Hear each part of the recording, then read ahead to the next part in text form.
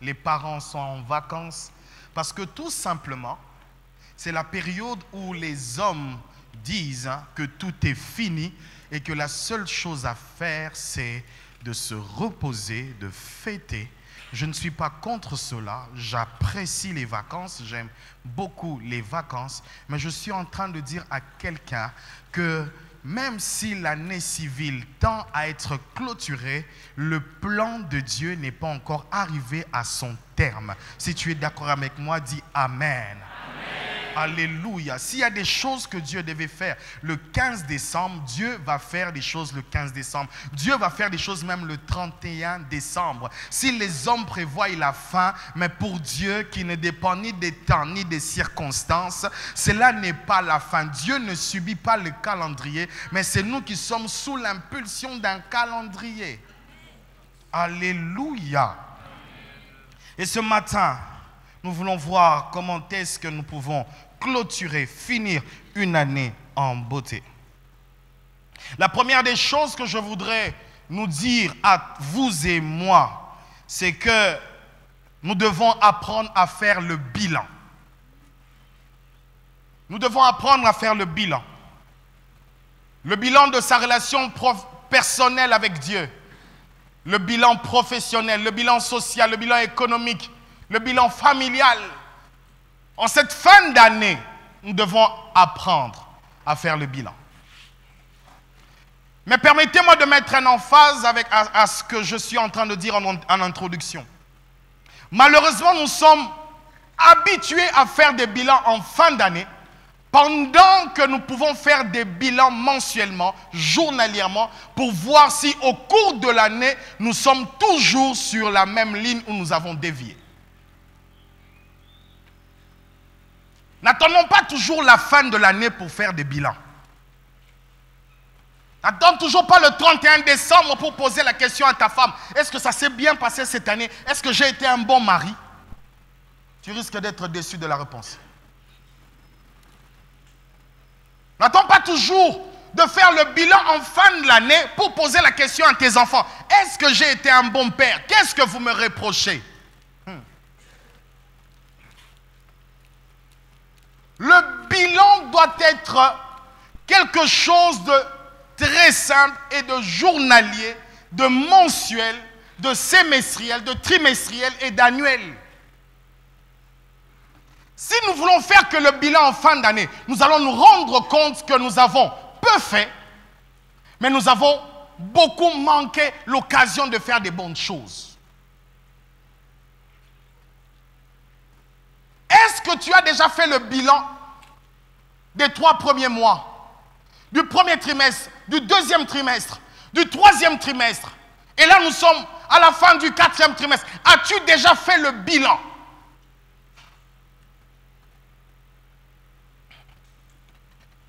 Tu ne peux pas finir 12 mois de ta vie sans tirer un bilan. Tu ne peux pas. Et de ma formation de project manager, tu ne peux pas passer d'une étape à une autre étape, d'un mois à un autre mois, sans t'asseoir et réfléchir sur les choses qui ont marché, sur les choses qui n'ont pas marché. Malheureusement, nous appliquons ces choses bien dans le travail et non dans nos couples, bien dans le travail et non dans nos maisons, bien dans le travail et non avec nos enfants. N'attends pas le 31. Maintenant, on va poser la question à tes enfants. Comment s'est passée l'année? Alléluia. Et bien aimé, pour faire le bilan, il faut être sans état d'âme. Sans état d'âme. Tu te regardes en face. Tu es prêt à accepter que ta femme te dise quelque chose qui va te faire mal, mais fuis de l'esprit. Tu es prêt à accepter que ton homme te dise quelque chose, que ton frère te dise quelque chose qui va peut-être te blesser, mais qui est vrai. Des fois, nous faisons le bilan sans état d'âme. C'est pourquoi nous attribuons certains échecs aux sorciers. Nous attribuons certains échecs aux autres. Pourquoi? Parce que nous disons, nous avons fait suffisamment ce que nous devrions faire et pourtant nous ne l'avons pas fait comme nous devrions le faire. Fais le bilan. Faisons le bilan. Ce n'est jamais la faute de Dieu. Ce n'est jamais la faute de Dieu. En préparant le message, j'ai encore fait le bilan de ce 4e trimestre. Je me suis rendu compte que ce n'est jamais la faute de Dieu. C'est toujours la faute des hommes. Ce n'est pas la faute des sorciers. C'est ta faute. Je vais parler du bilan spirituel. As-tu progressé cette année ou tu es toujours à la case départ? 1 Timothée 4, verset 11 au verset 15e, la Bible dit ceci. Déclare ces choses et enseigne-les. Que personne ne méprise ta jeunesse, mais sois un modèle pour les fidèles en parole, en conduite et en charité, en foi, en pureté. Jusqu'à ce que je vienne, applique-toi la lecture, l'exhortation, à l'enseignement. Mais il dit quelque chose que j'aime. Ne néglige pas le don qui est en toi, qui a été donné par prophétie, avec l'imposition des mains de l'assemblée des anciens. Occupe-toi de ces choses, donne-toi entièrement à elles, afin que tes progrès soient évidents. C'est quelque chose que j'aime. Que tes progrès soient évidents pour tous. Ta progression doit être évidente. Que ceux qui sont tes encadreurs peuvent témoigner et dire oui, il a progressé. Toi qui es dans le département de la jeunesse, est-ce que je peux dire que tu as progressé? Moi qui suis fils du pasteur, est-ce que le pasteur peut dire, est-ce que maman peut dire que Dave, tu as progressé, tu as stagné ou tu as pataugé? Si tu ne fais pas un bilan spirituel de ta vie, tu vas croire que la faute du travail, c'est les autres, pendant que certaines choses, tu ne peux les acquérir qu'en ayant une progression spirituelle. Je vous donne le verset. 3 Jean 1, 1 à 2. La Bible dit, bien-aimé, je souhaite que tu prospères à tous égards et sois en bonne santé comme prospère l'état de ton âme. L'ancien qui est l'apôtre Jean est en train de dire au bien-aimé Gaius, Gaius, je reconnais une chose, que tu prospères dans ton âme. Mais je voudrais que cette prospérité de ton âme sorte de l'intérieur, mais qu'elle se propage dans tous les domaines de ta vie. Et il y a des choses, bien-aimés, tu ne peux les acquérir qu'en ayant une certaine maturité spirituelle. Est-ce que cette année tu as progressé? Est-ce que cette année tu as avancé? Est-ce que cette année tu as changé ta manière de chanter, de prêcher? Est-ce que tu as changé ta manière de te présenter? Est-ce que cette année tu es sorti pour aller chercher du boulot? Pourquoi tu dis que c'est le sorcier? C'est toi.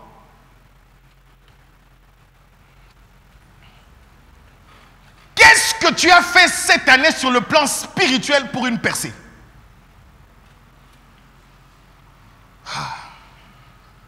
Et plusieurs personnes veulent se plaindre toujours des autres, mais sans regarder en eux-mêmes. Tu n'as pas progressé. Tu n'as même pas fini un livre de la Bible cette année. Un livre. Un livre. Tu n'as pas fini. Tu n'as même pas jeûné personnellement toi-même. Tu n'es même pas sorti pour aller chercher le travail. Et tu te poses la question pourquoi je ne travaille pas. Tu te poses la question pourquoi je ne grandis pas spirituellement. Mais c'est toi le problème.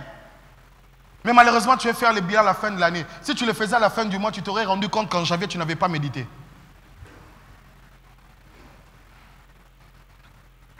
Alléluia.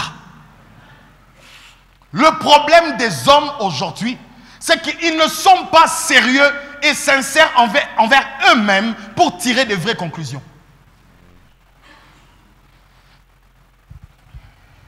La Bible ne ment pas.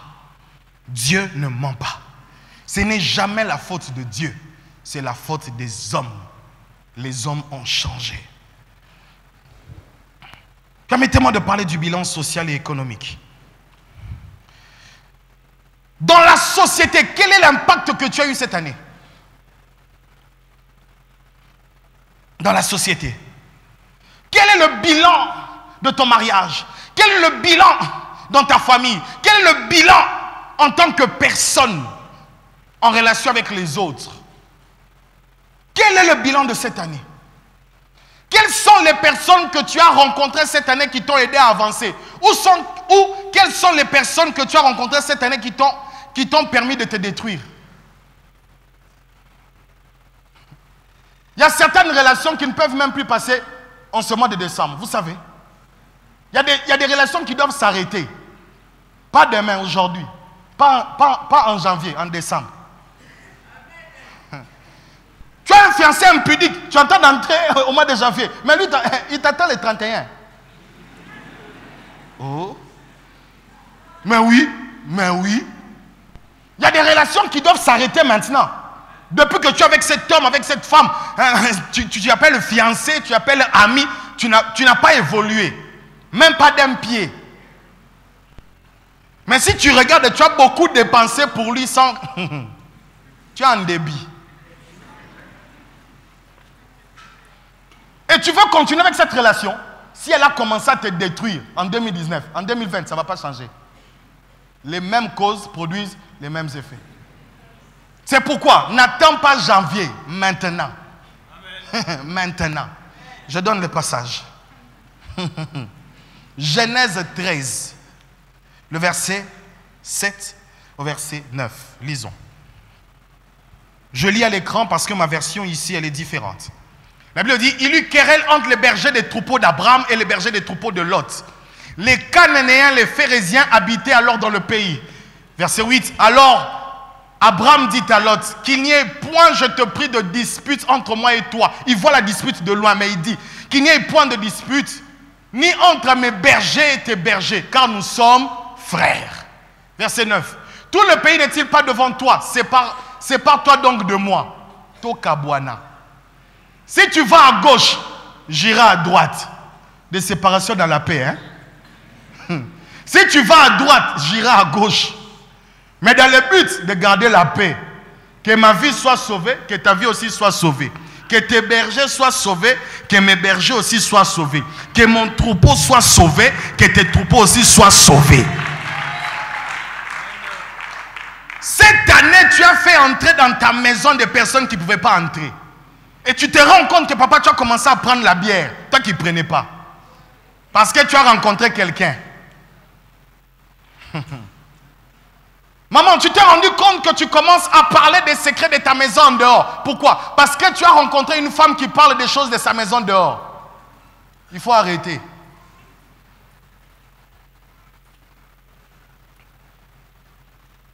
Est-ce que j'ai mal parlé? C'est la vérité, papa. Amen. Vous savez pourquoi, bien-aimés?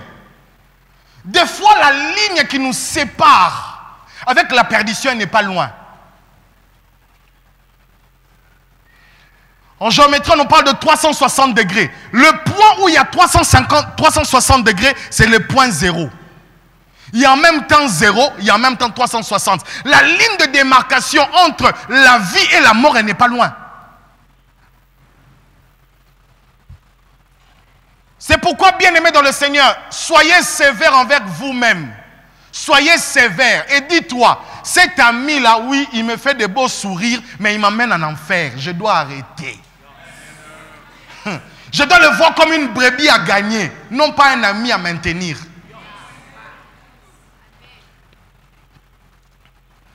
Et plusieurs personnes ont détruit leur année cette année. Pourquoi? Parce que tout simplement, tu avais un ami qui ne te permettait pas de réfléchir.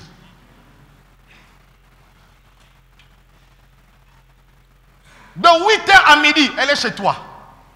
13h à 14h, vous sortez.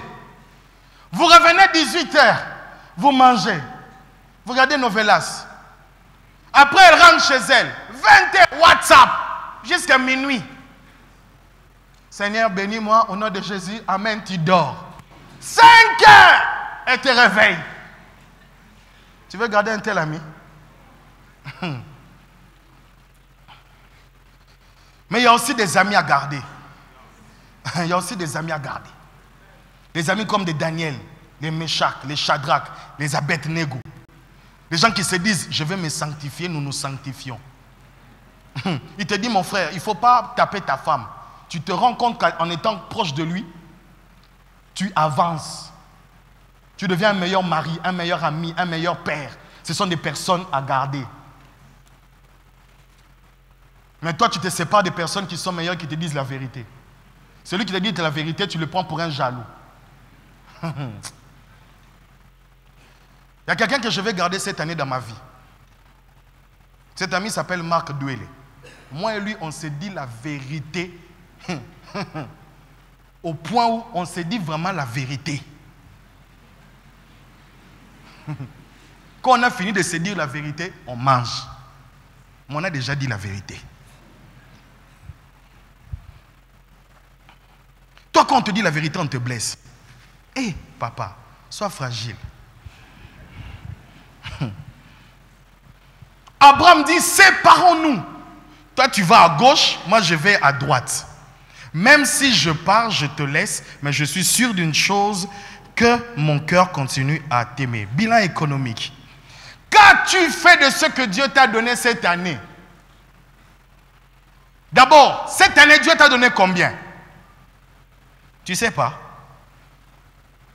Vous savez, quand le pasteur, des fois, dit que quand tu ne sais pas ce que Dieu te donne tout pendant un mois, pendant une année, tu es un aventurier. C'est vrai.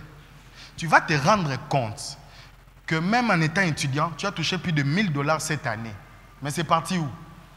Dans les mégas. Mais oui. Nous sommes dans une société à consommation.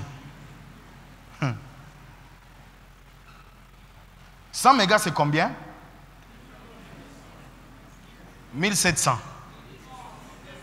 100 mégas. Ça dépend du réseau. Mettons au taux du jour, 1600, donc $1.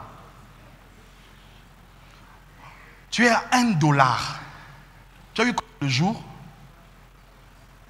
Chaque jour, tu t'es connecté au moins $1.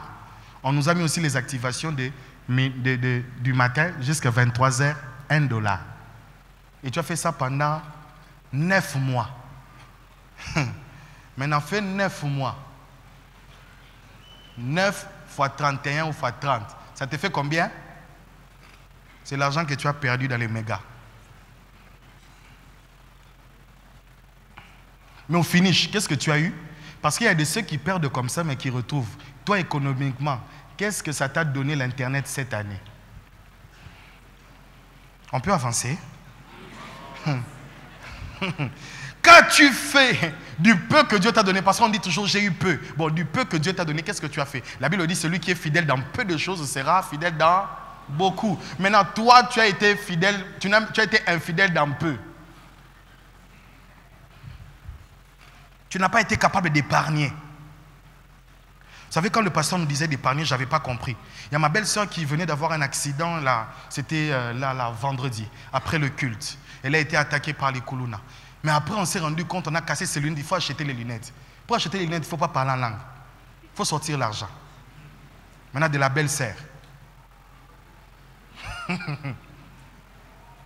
Je me suis rendu compte que j'avais l'argent. Parce que papa et papa Bélade nous disent toujours épargner. Il y a des choses dont tu ne pourras en jouer que quand tu épargnes. C'est pourquoi, avant la fin de cette année, ouvre un compte, jette même $20. C'est déjà l'épargne. N'attends pas de jeter beaucoup. N'épargne pas, ne commence pas par beaucoup. C'est $20 qui finit par être 20 millions.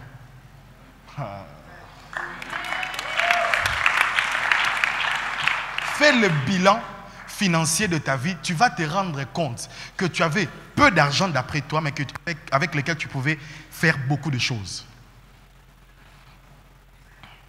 Troisièmement, les bilans de tes projets. Qui a eu des projets cette année?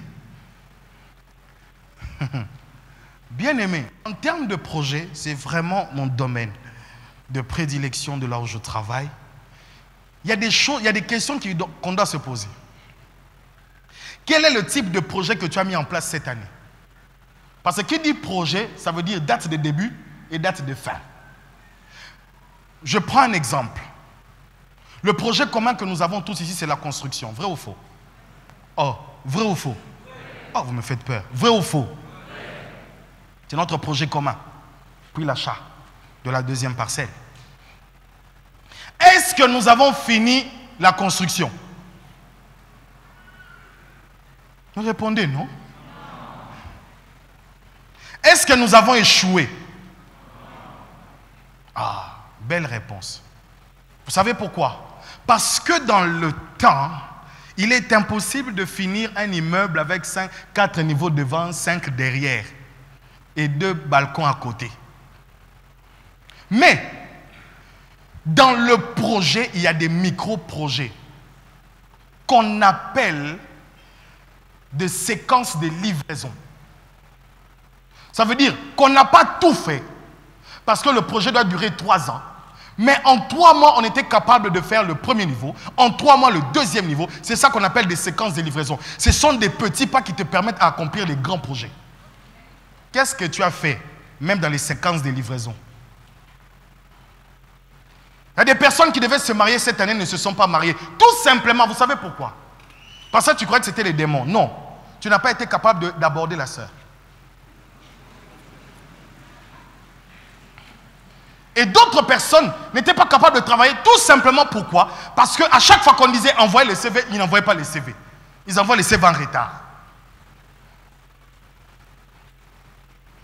On dit que date finale c'est vendredi. Toi samedi tu appelles. Bon maintenant on va faire comment?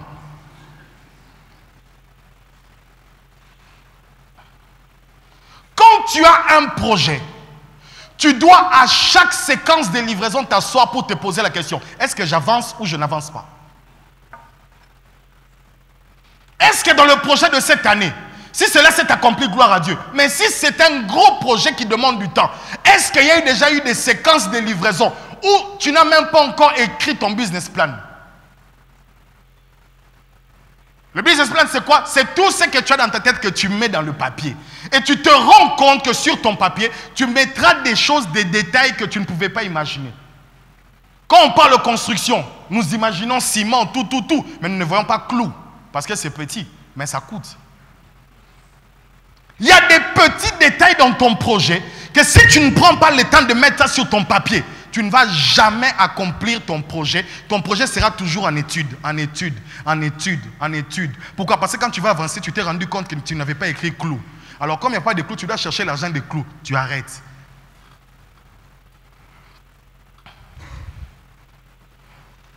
Alléluia. Déjà maintenant, vous devez, ou nous devons tous ensemble, réfléchir si nous avons atteint le but avec nos projets. Réfléchir. Tu ne peux pas finir une année seulement comme ça. Non, c'est impossible. C'est impossible. Mais écoute-moi bien. Dans une année, il n'y avait pas que de mauvaises choses. Il n'y avait pas que les deuils. Il n'y avait pas que les effondrements. Il n'y avait pas que la famine. Il n'y avait pas seulement le manque de courant ou d'eau. Mais il y avait aussi des bonnes choses. Oh, je croyais que tu allais dire Amen. Il y avait des bonnes choses. Les missions de papa cette année, c'était des bonnes choses pour l'église. La construction, nous avons avancé, c'était des bonnes choses. Des frères qui ont fini l'année, c'était des bonnes choses. Des sœurs qui se sont mariées, qui ont eu des enfants, c'était des bonnes choses. Et toi qui respires aujourd'hui, c'est une bonne chose. Pourquoi? Parce qu'en réalité,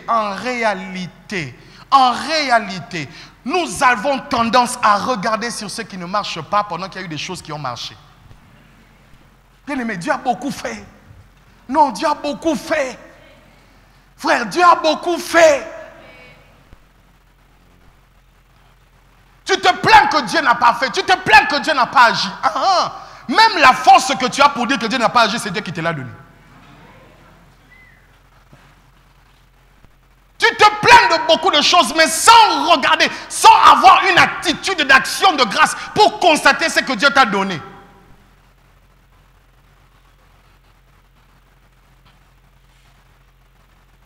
Tu es passé en première session, gloire à Dieu, mais tu as oublié cela, mais tu reviens pour dire que Dieu n'a pas fait. Je n'ai pas de témoignage. Même ta santé là n'est pas un témoignage. Vraiment. Vraiment. C'est Yokufakit. Vraiment. Des fois, nous sommes ingrats. Car dans chaque année, dans chaque personne, ce matin, du plus grand au plus petit, nous avons des témoignages. Nous avons des témoignages. Nous avons des témoignages. Et tu ne peux pas fermer les yeux sur ce qui s'est passé du bon côté pour regarder seulement et t'attarder sur les mauvaises choses. Non. Non. Apprends aussi à célébrer ce que Dieu a fait dans ta vie.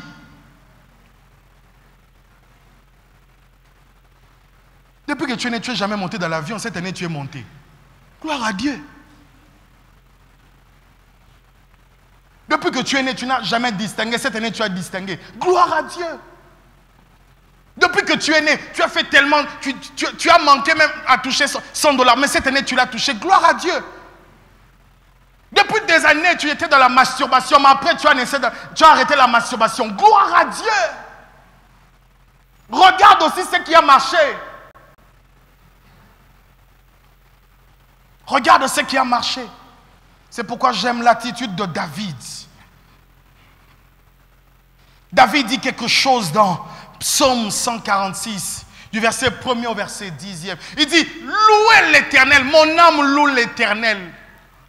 Je louerai l'Éternel tant que je vivrai. Il n'a pas dit tant que j'aurai des maisons, tant que j'aurai des voitures, je louerai l'Éternel. Je célébrerai mon Dieu tant que j'existerai. Ma louange n'est pas fonction de ce que Dieu a fait, de ce que j'ai eu, de ce que je n'ai pas eu, de ce que j'ai bâti, de ce que je n'ai pas bâti. Mais ma louange, mon adoration est fonction de ma présence. Puisque je suis vivant, je loue. Ne vous confiez pas aux grands, aux fils de l'homme qui ne peuvent sauver. Et la Bible continue, leur souffle s'en va, ils rentrent dans la terre, et ce même jour, leurs desseins périssent. Heureux celui qui a pour secours le Dieu de Jacob, qui met son espoir en l'Éternel son Dieu. Il a fait les cieux et la terre. Il ne dit pas il a fait ma maison. La première maison qu'il a faite, c'est les cieux et la terre. La mer et tout ce qui s'y trouve. Il garde la fidélité à toujours. Même si je n'ai pas mangé, Dieu est fidèle. Même si je n'ai pas de pantalon, Dieu est fidèle. Même si je n'ai pas de voiture, Dieu est fidèle. Il fait droit aux opprimés. Il donne du pain aux affamés. L'Éternel délivre les captifs. Il y a eu tellement de captifs, de délivrances cette année. Il y a eu tellement de délivrances cette année. L'Éternel ouvre les yeux des aveugles. L'Éternel redresse ceux qui sont courbés. Il y a une femme qui était venue courber dans le bureau de papa pendant que je crois que nous avions un culte. Et cette femme, elle est ressortie toute droite. L'Éternel redresse ceux qui viennent courber. L'Éternel aime les justes. Dieu t'aime. L'Éternel protège les étrangers. Il soutient l'orphelin et la veuve. Mais il renverse la voie des méchants. Ça, c'est notre Dieu. Jusque-là, David est en train de louer Dieu, mais il dit rien de ce qui concerne sa propre vie. Vous savez pourquoi? Parce qu'en réalité, quand tu grandis, que ça marche, que ça ne marche pas, c'est Dieu. Je loue. Et vous savez pourquoi? Il dit encore, l'Éternel règne éternellement. Ton Dieu aussi, on subsiste d'âge en âge. Louez l'Éternel. Dis à celui qui est à côté de toi, louez l'Éternel. Celui qui est sur Internet, c'est louer l'Éternel. Écoutez, bien-aimés. Il dit, je louerai tant que je vivrai.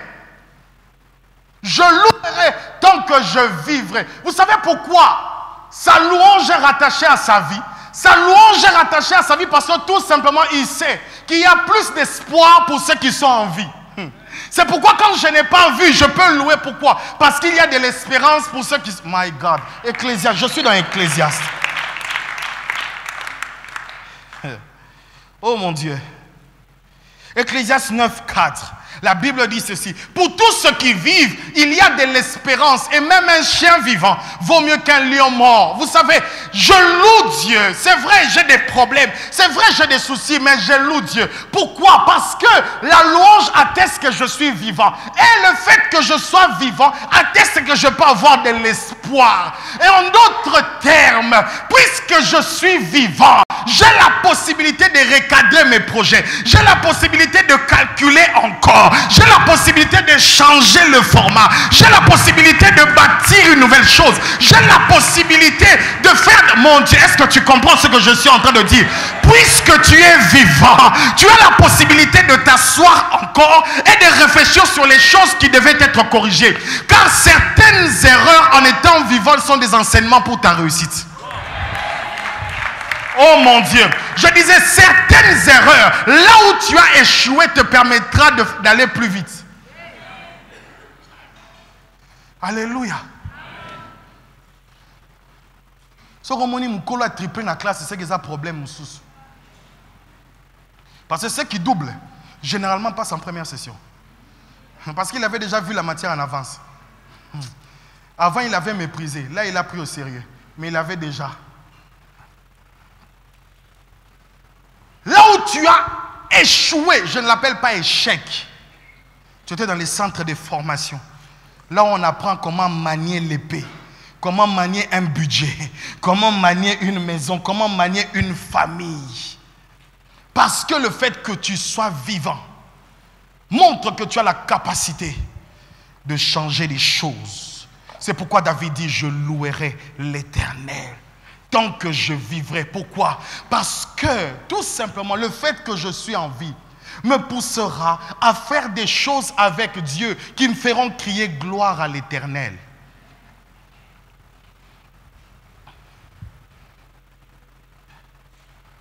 Ne désespère pas que l'année est en train de finir, que tu avais élaboré un projet que tu n'as rien vu. Je suis en train de dire tu peux récalculer parce que peut-être ton projet est plus grand. Tu avais mal évalué en termes de temps. Pousse-le un petit peu de 3 mois. Peut-être que ton projet n'est pas un projet de 12 mois, c'est un projet de 15 mois. Et comme c'est un projet de 15 mois, c'est tout à fait normal que le projet franchisse le mois de décembre. Mais ça ne veut pas dire que tu n'as rien fait, mais tu as avancé. Tu es capable de recalculer, recadrer tes projets, recadrer les centres d'intérêt, recadrer ta manière de faire, craindre à nouveau Dieu. Peut-être que tu n'as plus craint, tu venais simplement à l'église, tu as voulu seulement chercher à plaire aux gens en étant présent. Mais, tous les enseignements que tu as reçus n'ont pas produit du fruit parce que tu n'as pas été un disciple. J'ai rencontré un frère avant d'entrer au culte. Il dit, je suis super fan de vos prédications. J'ai dit, non mon frère, sois disciple, ça m'arrangerait. Dieu ne nous appelle pas à avoir des fanatiques. Il s'appelle avoir des disciples. Recadre les choses. Peut-être c'était juste un problème que tu n'avais pas bien cerné le projet. Recadre ton projet. Recadre ta vie. À la fin de cette année, n'attends pas janvier, maintenant déjà. Je me sanctifie aujourd'hui. Je n'attends pas le 31 décembre quand le pasteur va prier pour commencer une nouvelle vie de sanctification. Non, moi je la commence maintenant. Maintenant, pas demain, maintenant. Je ne commence pas à recalculer mon projet demain. Je le commence maintenant. Je ne commence pas à recadrer mon attitude demain. Je commence maintenant. Non, maintenant, pas demain. Ne va pas dans la procrastination. Va maintenant parce que tu as maintenant. Maintenant recalcule. Maintenant réattribue. Maintenant réaffecte. Maintenant recadre. Et tu vas te rendre compte que chaque année pour toi, tu ne te donneras pas dans la distraction, mais tu seras toujours quelqu'un qui est centré sur quelque chose, un objectif. Et quand tu atteins tous les objectifs dans une année, cadre les objectifs de l'année prochaine tout en étant cette année. Si tu as tout réussi, cadre tout ce de l'année prochaine cette année. Et pour finir, je voudrais dire ceci. La plus grande tristesse, la plus grande erreur, le plus grand échec cette année,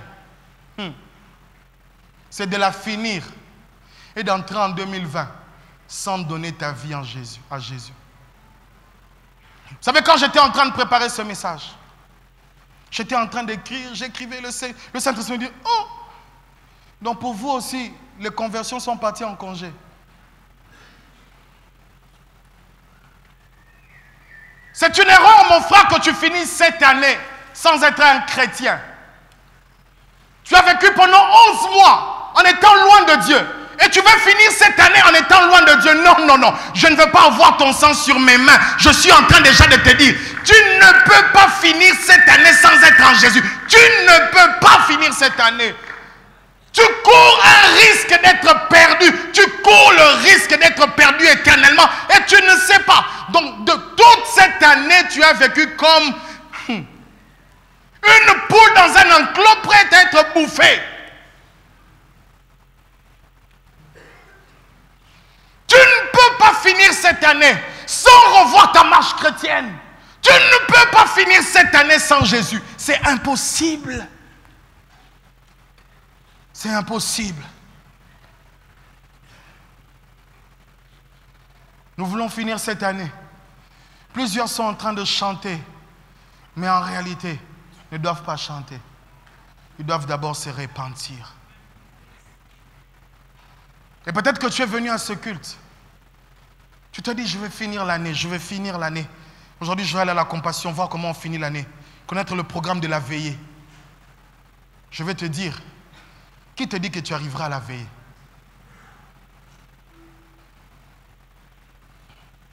Tu n'as pas demain, tu n'as qu'aujourd'hui. Tu n'as qu'aujourd'hui. Et tu n'as que maintenant. Des fois, nous croyons que nous avons le temps. Avec cet avion qui vient de cracher à Goma, il y avait un collègue d'une autre banque à l'intérieur, avec toute la caisse de sa banque. L'avion a craché. Je crois que tu as le temps. Il pouvait dire dans 45 minutes, j'arrive. Il n'avait pas 45 minutes. C'était qu'au décollage.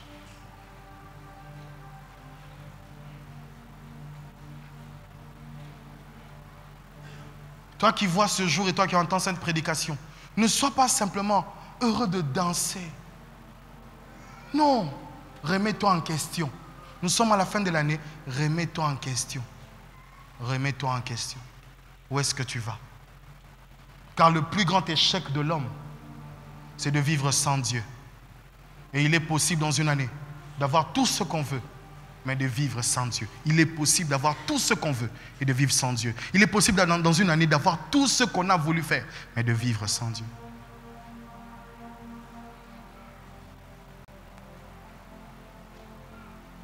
Et c'est le seul appel que je vais faire aujourd'hui et qui m'a demandé de faire.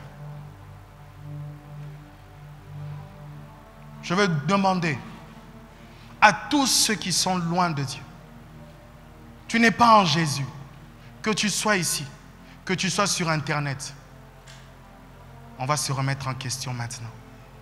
Je te prie de te tenir debout et de t'avancer. Tu es loin de Jésus. C'est le seul appel que je vais faire. Tu finis l'année loin de Jésus. Loin de Jésus. On peut t'acclamer parce que tu as bâti des maisons. On peut te donner même le ballon d'or. Mais après, le ballon d'or, c'est une joie de courte durée. Mais il y a une vie dans l'éternité. Le mois de décembre n'est pas une parenthèse en dehors de l'éternité. Pendant que les gens sont en train de prier pour les démons, pour les sorciers, pour les familles, moi aujourd'hui, je voudrais que nous puissions prier un petit peu pour nous-mêmes. Pour nous. Pour nous. Approche, s'il te plaît. Anna Adonai, viens nous sauver. Tu es loin de Dieu. Tu es dans un danger terrible.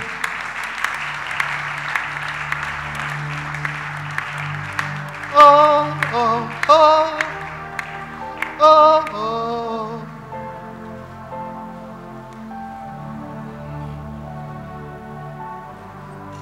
Oh, oh, oh. Tu imagines, tu peux arriver le 31 décembre, tu loues, mais ton nom n'est pas inscrit dans les livres de vie. C'est grave, c'est grave.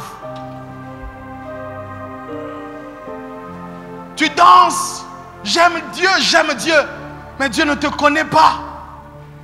Dieu ne te connaît pas. Jésus ne te connaît pas. Tu imagines que tu finisses cette année au volant d'une voiture pendant que tu sortais d'une boîte, d'un hôtel. Imagine. La famille, on peut arranger. Problème de couple, ça peut s'arranger. Ça va s'arranger. Mais ça, l'éternité, on ne sait pas. Parce qu'il suffit que tu expires pour la dernière fois, c'est fini. Rien ne peut être arrangé. Ne cours pas le risque. Ne cours jamais le risque de finir cette année comme ça. Loin de Jésus. Loin de Dieu. En dehors du livre de vie. Non, c'est un suicide.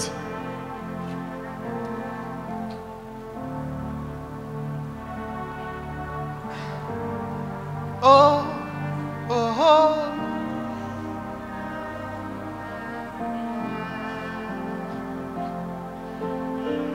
C'est un suicide.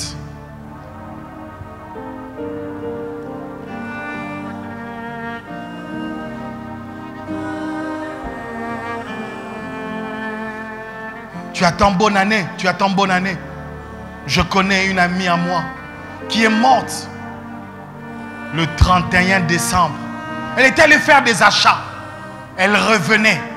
Elle arrive à Lupen, à l'endroit qu'on dit Bukamikua. Il y a eu accident. Tout le monde est parti.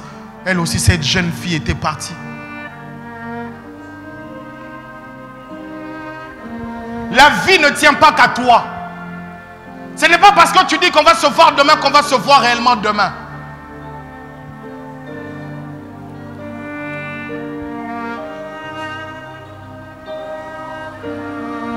Tu veux prendre le risque d'entrer dans une grande année 2020 sans Jésus. Tu veux passer de cette année à une autre année sans Jésus. Toujours dans cette vie de péché. Toujours dans cette vie de péché. Non. Je refuse que Dieu me demande ton sang. Parce que je voulais prêcher pour épater. Non.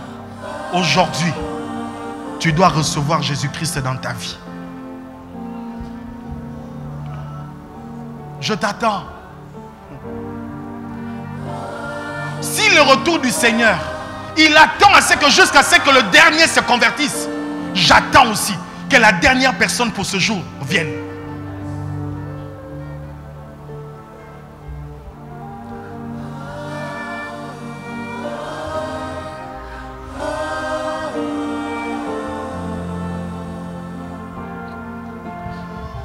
Je t'attends. Ne sois pas timide. C'est ta vie. Nous n'avons que faire. Nous avons besoin des gens malades aujourd'hui. Des gens qui reconnaissent. En réalité, je suis un homme mort. Je ne suis pas un homme vivant. Tu peux croire que tu es vivant. En réalité, tu es vivant en attendant. Parce que ton sort est déjà décidé. Est-ce que vous sentez cette présence de Dieu? Dieu est là aussi pour sauver au mois de décembre. Dieu même le 31 décembre veut sauver des gens. Évangéliste, ne cherche pas seulement la veste pour aller au culte.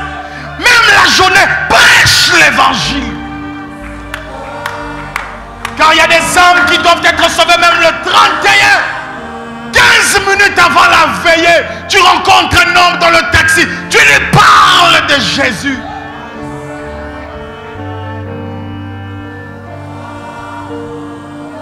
L'église est focalisée sur ma maison, mes enfants, mon travail, mes choses, mes histoires. Non.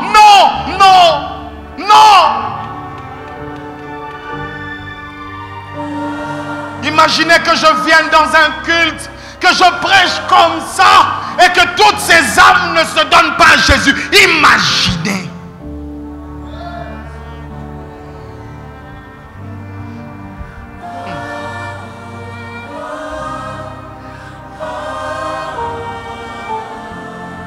Je t'attends. Un jour, le Seigneur m'a dit une chose. Quand tu fais l'appel à la conversion, c'est comme un médicament que tu donnes. Ne sois pas pressé. Attends que le médicament traverse tout le corps. Tu verras la réaction. Je ne suis pas pressé. Comment finir une année en beauté? C'est en donnant sa vie à Jésus. C'est la meilleure manière de finir sa vie. C'est la meilleure manière de finir une année. Donner sa vie à Jésus.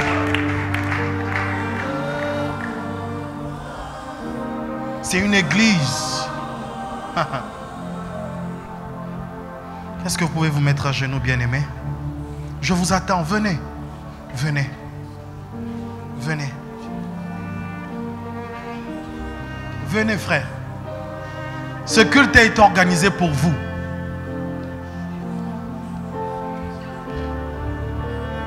Ce culte a été organisé pour vous. Non pas pour moi, mais pour vous.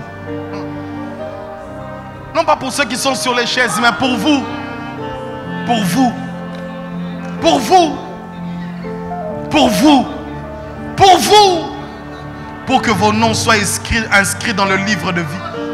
Pour que vous puissiez mener une nouvelle vie en accord avec le Seigneur. Pour que vos noms soient inscrits dans le livre de vie. Pour que vous soyez appelés des enfants de Dieu véritables.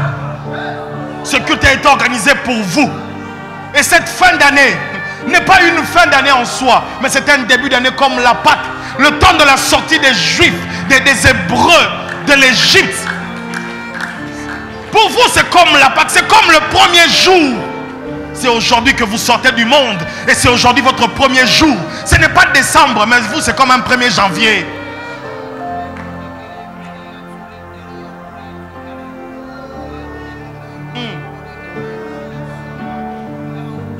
Tu m'emmènes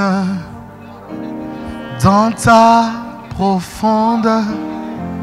Tu m'emmènes dans ta... Est-ce qu'on peut prier? Dites après moi. Suivez-moi dans ces paroles. Vous qui êtes devant, suivez-moi dans ces paroles. Dites avec moi, Seigneur Jésus. Et même vous qui êtes sur Internet, prenez un temps, mettez-vous à genoux. Mettez-vous à genoux et recevez cette prière. Dites avec moi, Seigneur Jésus. J'ai entendu ta parole. Et ce midi, je prends conscience que j'ai passé toute une année loin de toi. C'est pourquoi, Seigneur, je reviens dans ta maison. Reconnaissant mes péchés, je te demande pardon. Pardon pour mes péchés passés. Pardon pour mes péchés présents. Pardon pour ma vie en dehors de ta parole. Et ce midi, je te reçois comme mon Seigneur et mon Sauveur personnel. J'abandonne mon ancienne vie et je m'attache à toi jusqu'à l'éternité. Je te bénis pour ce plan. Je te bénis pour le livre de vie. Inscris mon nom dans le livre de vie. Donne-moi une nouvelle vie par l'aide du Saint-Esprit, afin que je marche en nouveauté de vie avec toi. Je suis sauvé, je suis délivré, je t'appartiens jusqu'à l'éternité. Au nom de Jésus. Amen. Écoutez, à la fin de ce culte, je vous en supplie, ne partez pas. Vous allez venir devant. À la fin du culte, vous allez vous asseoir. Nous devons vous suivre. Même au mois de décembre, nous devons baptiser. Nous avons besoin de vous. Nous avons besoin de vous suivre. Nous avons besoin de prier pour vous. Nous avons besoin de vous fortifier dans la foi. Nous avons besoin de vous aider pour que vous puissiez tenir debout. Et nous sommes dispos pour cela. À la fin de ce culte, vous allez venir vous asseoir sur la première chaise ou à côté. Les protocoles vont vous aider. Et les membres de l'évangélisation vont prendre vos noms. Ne soyez pas pressés de partir, s'il vous plaît. Ne soyez pas pressés de partir. Que Dieu vous bénisse. Rentrez à vos places.